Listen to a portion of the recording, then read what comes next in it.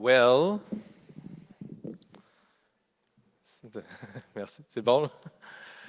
Alors, merci aux troopers qui sont toujours là après ce marathon d'après-midi.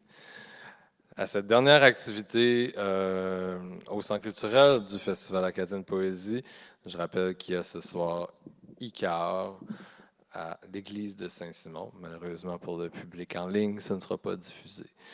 Merci au public en ligne de nous avoir suivis tout au long de nos activités hybrides. J'espère que vous vous êtes sentis un peu plus proche de chez nous.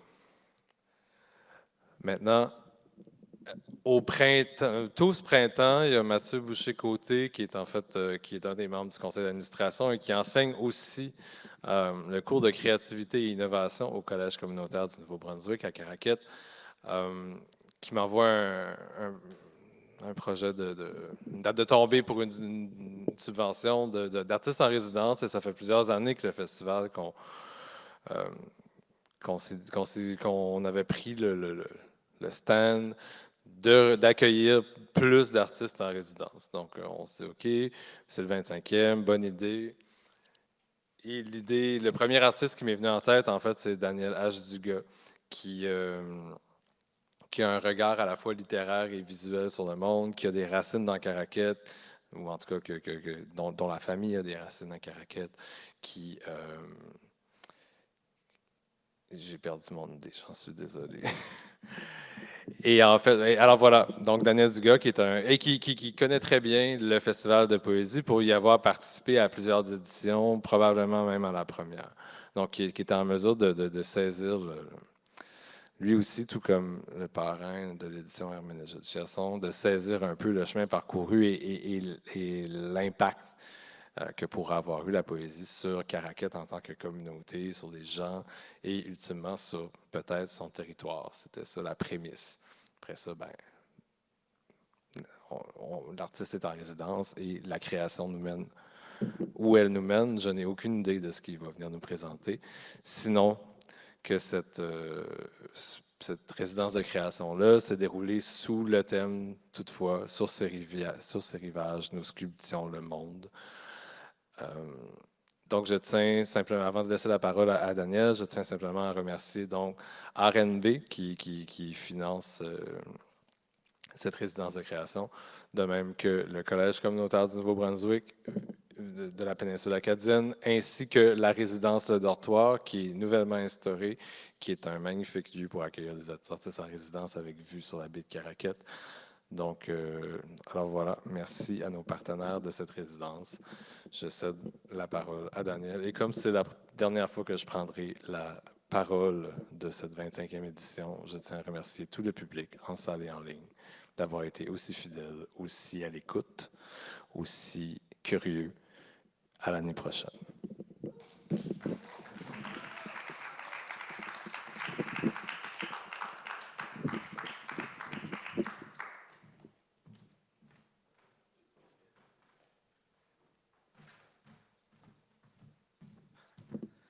Allô, ça m'épeurait. Je me disais, je vais être ici, il va y avoir beaucoup de monde.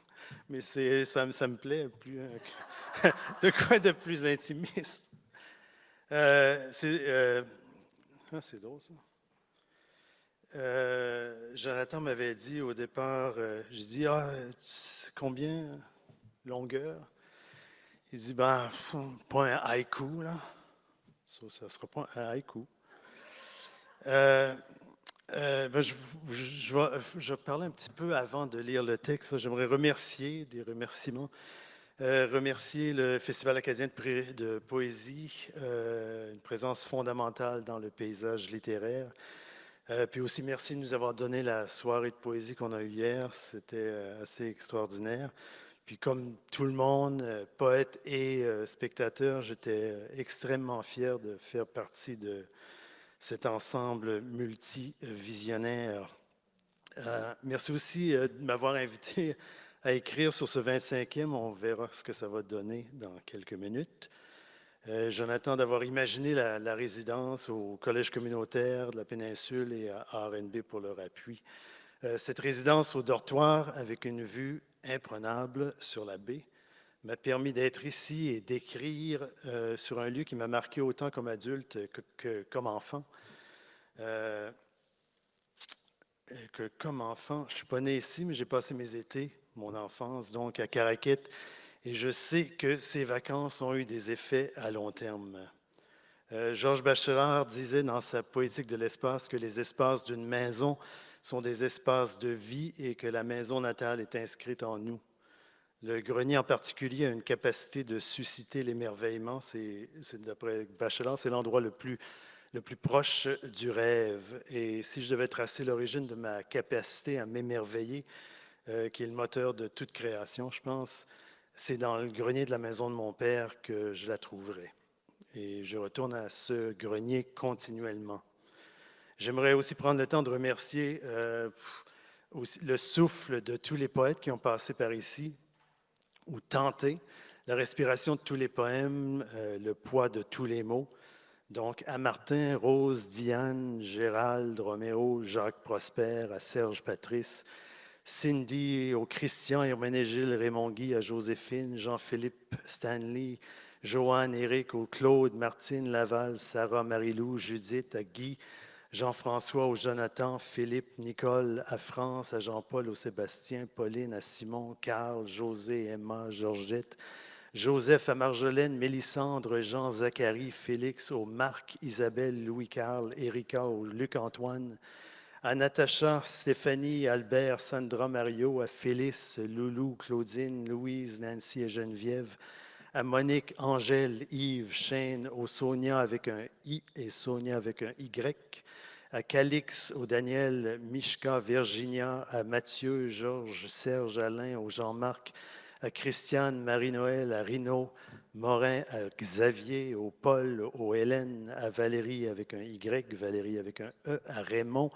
à Raymond, à Marie-Claire, Henri-Dominique, Béatrice, aux Sophie, Gérard, Edith, Lex, aux Julie, Francis, à André, Bruno, Germaine, Maurice, Louis Martin, à Astrid, Chloé, Rodney, à Mo, M-O et Mo, M-O-E, à Carl Philippe, à Lasder, Céleste, Dominique, David, à Émilie, Emmanuel, Frédéric Gary, Patrick, à Danny, Hugo, Jean-François, à MC, Sylvain, à Yvon, Carl, Mérité, Benoît, Lise, Pierre-Raphaël, à Carole, Charles, Mahigan, Michel, Louis avec un tréma, à Baron, Marc-André, Christine, Elkala, Catherine et Marie-André, Michel, Sylvie, Thierry, Elisabeth, Daria, Denis, Jean-Sébastien Bertrand, Stéphane, Diane, Jean-Christophe, Pierrot, Laurence, Guillaume, à Chan et à tous les autres que j'ai oubliés peut-être sûrement, mais qui seront incorporés à cette liste lorsque le texte sera publié par la revue Ancrage cet automne. Okay. Introduction au texte. OK, on peut commencer une résidence d'écriture de toutes sortes de façons, avec toutes sortes d'idées, puis toutes sortes de pistes. Une de ces pistes que je n'ai pas suivies jusqu'au bout, c'est le journal de Thomas S. Dugas. C'est un journal qui a tenu entre 1925 et 1944.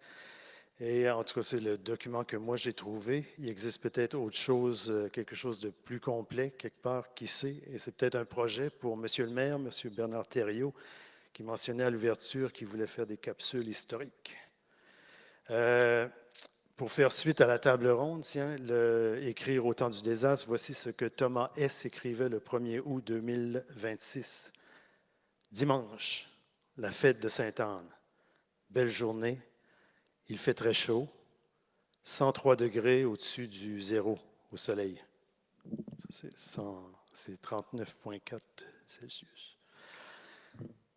Deux choses avant de lire le texte. Le titre, c'est Accent tégument. Tégument, c'est l'ensemble des tissus constituant l'enveloppe des corps des animaux, la peau des êtres humains, l'enveloppe protectrice d'une graine, la carapace, l'écaille, la coquille de ceux qui ont des coquilles. Le deuxième élément, c'est une référence à L'Artiste et son temps, un texte d'Albert Camus de 1957. Dans ce texte-là, il disait qu'il préférait le terme embarqué à celui d'engagé. Pour lui, l'artiste n'est pas engagé, il était embarqué. Et je vais lire juste un extrait de ça. À partir du moment où l'abstention elle-même est considérée comme un choix, puni ou loué, comme tel, l'artiste, qu'il le veuille ou non, est embarqué. Embarqué me paraît ici plus juste qu'engagé. Il ne s'agit pas en effet pour l'artiste d'un engagement volontaire, mais plutôt d'un service militaire obligatoire. Tout artiste, aujourd'hui, est embarqué dans la galère de son temps. Il doit s'y résigner, même s'il juge que cette galère sent le hareng, que les gardes-chioums y sont vraiment trop nombreux et que de surcroît le cap est mal pris. Nous sommes en pleine mer. L'artiste, comme les autres, doit ramer à son tour sans mourir s'il le peut, c'est-à-dire en continuant de vivre et de créer. Finalement, j'aimerais remercier Valérie Leblanc, ma compagne, pour les oreilles d'huître, vous verrez. Et je vais vous laisser, avant d'aller les enfiler, je vais vous laisser sur une petite citation du philosophe grec Épictète qui disait « Si nous avons deux oreilles et une bouche, c'est pour pouvoir écouter 2 fois plus que nous parlons. » Je reviens, je reviens, puis là, on aura des images. J'espère qu'ils ne tomberont pas.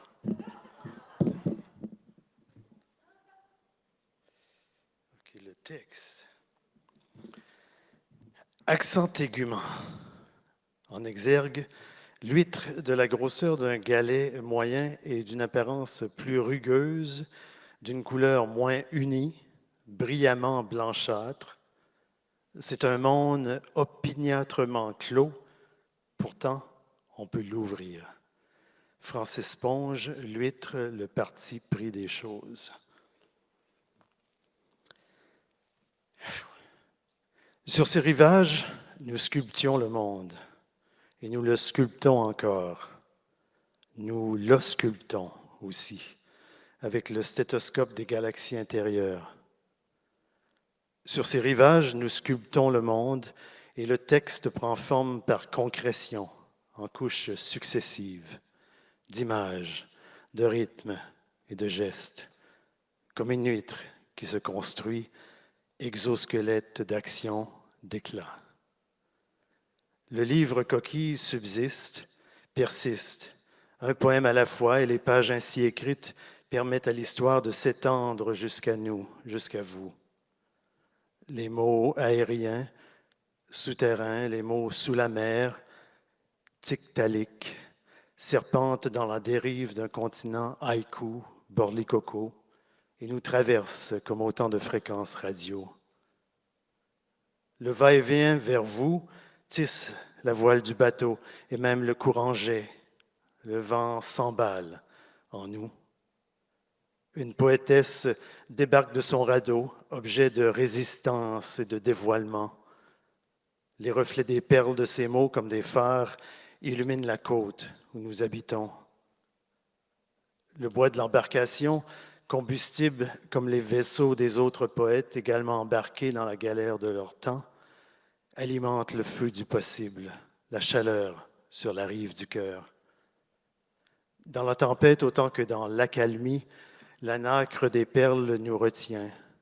Et nous revenons vers vous, et le poème se tisse sans cesse, s'entrelace avec l'autre dans les vrilles du désir. En nous, la nacre des perles, en nous, les couches successives jusqu'à vous. La raison du poème repose dans vos cœurs. Le texte prend forme par concrétion, en couches successives, et la poésie, comme un grain de sable, un grain de folie, pollinise la vie, ouvre un chenal dans l'histoire, élague le bruit qui nous retient, permet de voir au-delà des limites, se tient debout lorsque tout bascule, et se transforme en échelle, en acrobate, échassière. La poésie remue le fond marin, chatouille le fond de l'air, remet les pendules à l'heure. Elle est ce grain dans l'engrenage ou ce sabot dans la machine. Et dans le désordre, elle se clé de voûte, salto avant, nage, papillon. La poésie est la conscience du monde, un jardin communautaire qui témoigne de ce qui apparaît impossible, indicible. Elle fait surgir de la terre des vers aux yeux d'étincelles. La raison du poème repose dans nos cœurs. Le texte prend forme par concrétion, en couches successives, et la poésie venue du large de la mer, du large du cœur, touche le sol devant nous, enveloppe la rive, monte la côte. Elle arrive en se 10 ans, en se 25 ans. Elle, radieuse, en guenille, imbue de ce qui nous tient là, debout devant nous, bondissante, elle danse et dessine dans le sable la courbe de la vie.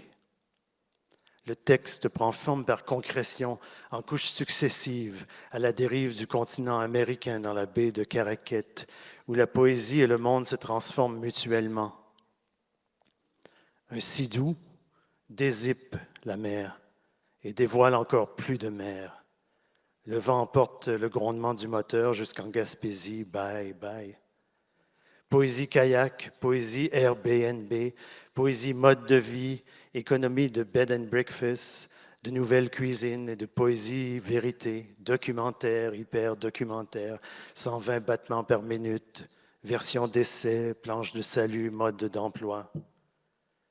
Le langage est un virus, disait William S. Burroughs, ou le plus grand des virus, selon l'époque. Et le texte s'écrit par morcellement, un poème à la fois, par concrétion.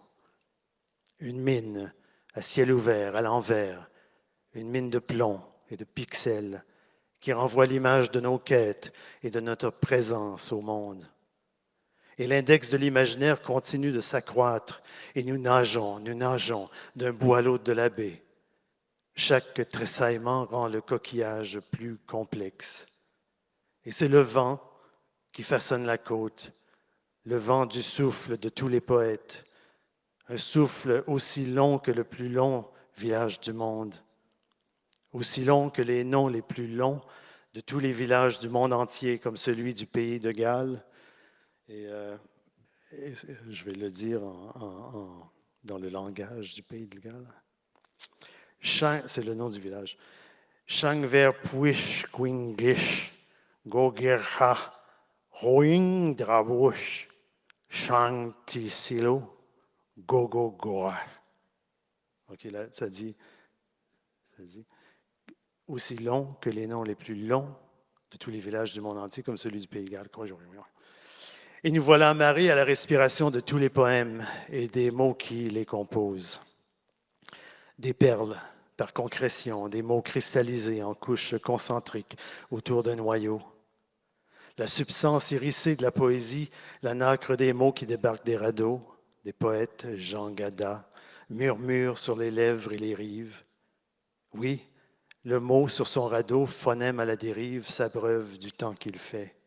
Et les textes palimpsestes s'accumulent comme autant d'algues laissées sur la plage par la marée ou la tempête. Des empreintes du voyage pour faire face et dépasser ce moment dans le temps, toujours en équilibre, en suspens sur la ligne d'horizon du miroir de la mer. Des traces dans le sable pour nous rappeler que la vie s'éphémère, que l'invisible se tient debout devant nous. Le texte prend forme par concrétion en couches successives, poème épique des 25 dernières années, où chaque texte forme une couche fragile dans la géologie du lieu sur les plages où nous ancrons l'espoir de l'espoir à venir. La poésie, le je est un autre, l'huître qui se réinvente en se jetant d'un genre à l'autre, les bras de la mouvance dans les strates de l'effervescence qui nous anime, un verbe, un nom, nénuphar, soleil de mer, les phrases en perles anglaises sur la grève, poésie caraquette, jour de fête, porte-voix de la conscience, lettre d'amour à la condition humaine. Le miroir de la baie, les reflets bleus du ciel, des enfants s'arrêtent un instant devant la mer, regardent le calme s'étendre, un poème fait surface, respire l'oxygène qui s'y trouve, s'empare d'une bulle de vie et disparaît dans le grand livre de la mer. Le miroir de la baie, la dune magicienne, le texte des marées. Des enfants s'amusent, les enfants s'amusent, sur le miroir du monde, et dans le reflet bleu du ciel, un poème se lève. Merci, merci au festival.